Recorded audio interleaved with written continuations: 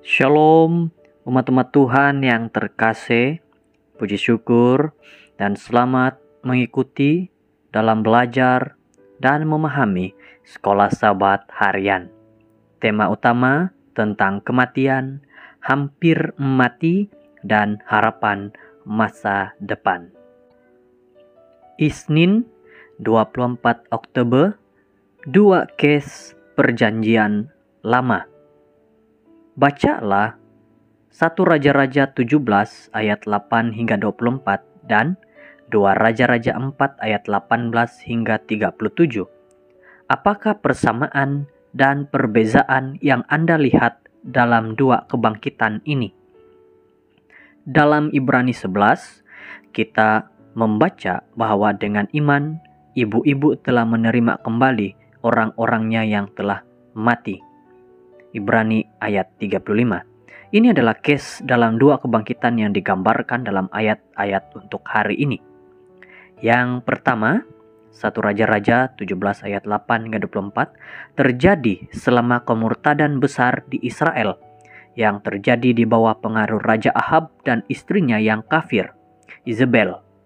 Saat kekeringan parah melanda negeri itu, Allah memerintahkan Elia untuk pergi ke Sarfat, sebuah kota di luar Israel.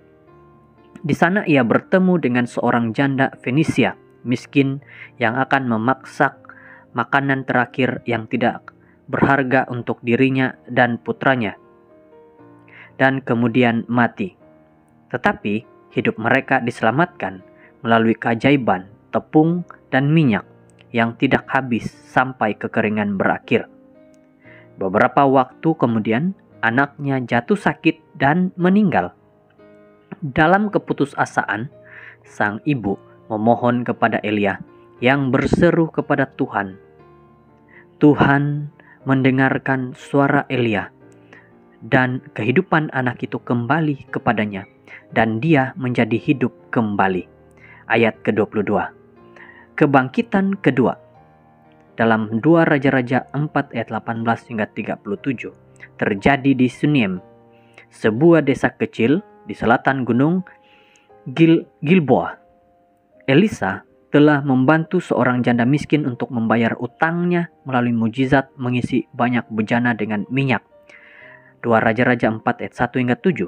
Belakangan di Sunem, ia bertemu dengan seorang wanita terkemuka yang sudah menikah tetapi tidak memiliki anak. Nabi mengatakan kepadanya bahwa dia akan memiliki seorang putra, dan itu terjadi seperti yang diperkirakan.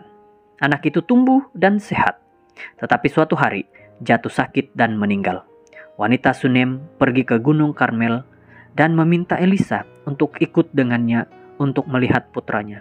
Elisa terus berdoa kepada Tuhan, dan akhirnya anak itu hidup kembali. Wanita-wanita ini memiliki latar belakang yang berbeza, tetapi iman yang menyelamatkan yang sama. Janda Fenisia menjamu Nabi Elia di masa yang sangat sulit ketika tidak ada tempat yang aman baginya di Israel. Wanita Sunem dan suaminya membangun sebuah ruang khusus di mana Nabi Elisa dapat tinggal saat melewati wilayah mereka.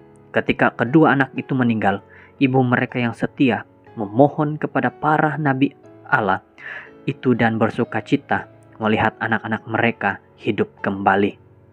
Ini adalah kisah-kisah hebat, tetapi untuk masing-masing dari dua kisah ini, berapa banyak kisah lainnya yang tidak mengalami sesuatu yang begitu ajaib? Apakah yang harus diajarkan oleh fakta menyedihkan ini kepada kita tentang betapa terpusat pada iman kita janji kebangkitan pada akhir zaman nanti?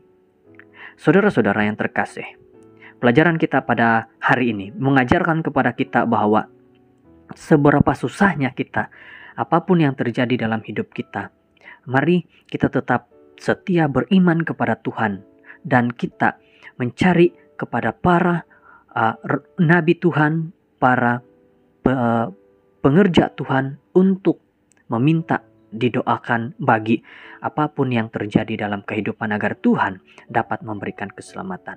Inilah pelajaran kita hari ini, dan mari kita bertemu lagi di dalam pelajaran besok. Tuhan berkati.